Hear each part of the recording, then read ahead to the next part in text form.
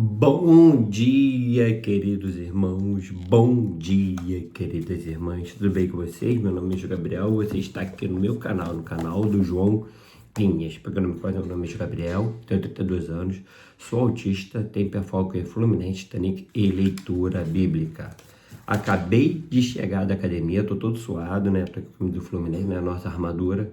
E vamos para a nossa devocional hoje no livro Café com Deus Pai.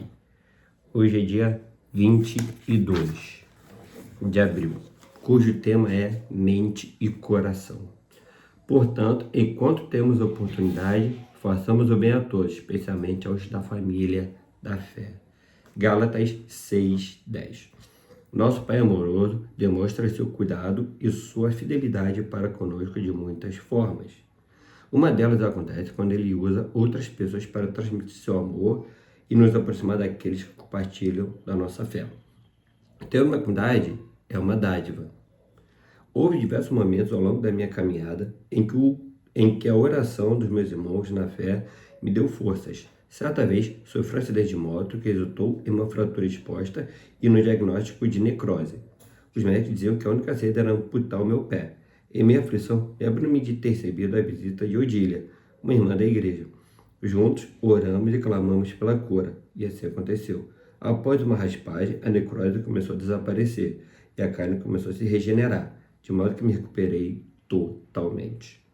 A Bíblia nos mostra que a igreja primitiva não era conhecida pelo egocentrismo ou pela busca por riquezas, mas pelo amor que nos tornava um. Em Atos 4:32 está escrito: da multidão dos que creram, uma era a mente e o coração. Ninguém considerava unicamente sua coisa alguma que possuísse, mas tudo lhes era comum.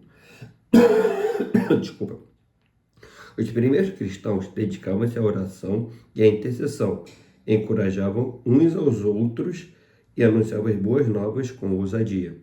Como é lindo quando podemos contar com pessoas que estão dispostas a dedicar sua vida ou o seu tempo para nos ajudar no processo, seja este bom, seja ruim. Torne-se um instrumento na vida de alguém, como a irmã Odília foi para mim naquele momento de tanta fragilidade, pois a oração dela fez toda a diferença em minha vida. Ainda que Deus não me curasse, recebê-la em minha casa me deu a certeza de que eu não estava só. E de alguém à sua volta que precisa de algum tipo de ajuda, esteja sensível para olhar ao seu lado e saber que você pode ser o socorro na vida de alguém, sabendo que um dia alguém pode ser o seu. Leitura bíblica sugerida, Atos 4. Vamos ler o Atos dos Apóstolos, capítulo 4. Vamos ler, abrir aqui o iPad. Atos 4. Atos, capítulo 4. Vou ler aqui.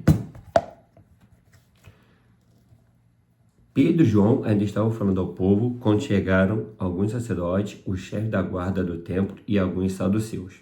Eles ficaram muito aborrecidos porque os dois apóstolos estavam ensinando ao povo que Jesus havia ressuscitado e que isso provava que os mortos vão ressuscitar. Então prenderam os dois e os puseram na cadeia para ficarem lá até o dia seguinte, pois já era muito tarde. Porém, muitas pessoas que ouviram a mensagem creram, e os homens que creram foram mais ou menos 5.000. No dia seguinte, reuniram-se em Jerusalém as autoridades dos judeus, os líderes do povo e os mestres da lei. Nessa reunião estavam também Anás, que era o grande sacerdote, Caifás, João, Alexandre e os que eram da família do grande sacerdote. As autoridades puseram os apóstolos em frente deles e perguntaram: com que poder, em nome de quem vocês fizeram isso? Então Pedro, cheio do Espírito Santo, respondeu: autoridades e líderes do povo. Os senhores estão nos perguntando hoje sobre o bem que foi feito a este homem e como ele foi curado. Pois então os senhores de todo o povo de Israel fiquem sabendo que este homem está aqui completamente curado pelo poder do nome de Jesus Cristo, de Nazaré, aquele que os senhores crucificaram e que Deus ressuscitou. Jesus é aquele de que as escrituras sagradas dizem: a pedra que vocês, os construtores, rejeitaram, essa é a mais importante de todas. A salvação só pode ser conseguida por meio dele, pois não há no mundo inteiro nenhum outro que Deus tenha dado aos seres humanos, por meio do qual possamos ser salvos. Os membros do Conselho Superior ficaram admirados com a coragem de Pedro e de João, pois sabiam que eram homens simples e sem instrução, e reconheceram que eles tinham sido companheiros de Jesus. mas não podiam dizer nada contra os dois, pois o homem que havia sido curado estava ali de pé, junto com eles. Em seguida, mandaram que Pedro e João saíssem da sala do conselho e começaram a discutir o assunto. Eles diziam: o que vamos fazer com estes homens? Pois todos os moradores de Jerusalém sabem que eles fizeram um grande milagre, e nós não podemos negar isso. Mas, para não deixar que a notícia se espalhe ainda mais entre o povo, vamos ameaçá-los, a fim de que nunca mais falem com ninguém a respeito de Jesus.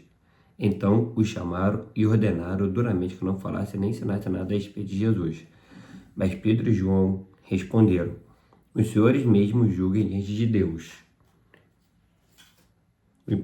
Devemos obedecer aos senhores ou a Deus? Pois não podemos deixar de falar daquilo que temos visto e ouvido. Aí o conselho superior os ameaçou com mais dureza ainda e depois os mandou embora. O conselho não pôde castigá-los, porque todo o povo louvava a Deus por causa do que havia acontecido. O homem que foi curado por esse milagre tinha mais de 40 anos. Quando Pedro e João foram soltos, voltaram para o seu grupo e contaram tudo o que os chefes sacerdotes, líderes do povo, haviam dito. Assim que eles ouviram isso, adoraram todos juntos a Deus, dizendo: Senhor, Tu és o Criador do céu, da terra, do mar e de tudo que neles existe. Tu falaste ao meio do Espírito Santo e do nosso antepassado Davi, teu servo, quando ele disse: por que as nações pagãs ficam furiosas? Porque os povos fizeram planos tão tolos. Os teus reis se prepararam, e os seus governantes se ajuntaram contra o Senhor Deus e contra o Messias que ele escolheu. De fato, Herodes e Pôncio Pilatos se juntaram aqui nesta cidade, com os não-judeus e com o povo de Israel, contra Jesus, o teu dedicado servo que escolheste para ser o Messias. Eles se reuniram para fazer tudo o que, pelo teu poder e pela tua vontade, já havias resolvido que ia acontecer. Agora, Senhor, olha para a ameaça deles. Dá aos teus servos confiança para anunciar corajosamente a tua palavra. Estende a mão para curar, a fim de que, por meio do poder do nome do teu dedicado servo Jesus, milagres e maravilhas sejam feitos. Quando terminaram de fazer a sua oração, o lugar onde estavam reunidos tremeu. Então todos ficaram cheios do Espírito Santo e começaram a anunciar corajosamente a palavra de Deus. Todos que creram pensavam e sentiam do mesmo modo. Ninguém dizia que as coisas que possuía eram somente suas, mas todos repartiam uns com os outros tudo o que tinham. Com grande poder, os apóstolos davam testemunho da ressurreição do Senhor Jesus e Deus derramava muitas bênçãos sobre todos. Não havia entre eles nenhum necessitado, pois todos que tinham terras ou casas as vendiam, traziam dinheiro e entregavam aos apóstolos, e cada pessoa recebia uma parte, de acordo com a sua necessidade. Foi assim que José vendeu um terreno dele e entregou o dinheiro aos apóstolos. José era levita e havia nascido na ilha de Chipre. Os apóstolos o chamavam de Barnabé, que quer dizer aquele que dá ânimo. Valeu, até a próxima. Tchau, tchau. Fui. Valeu.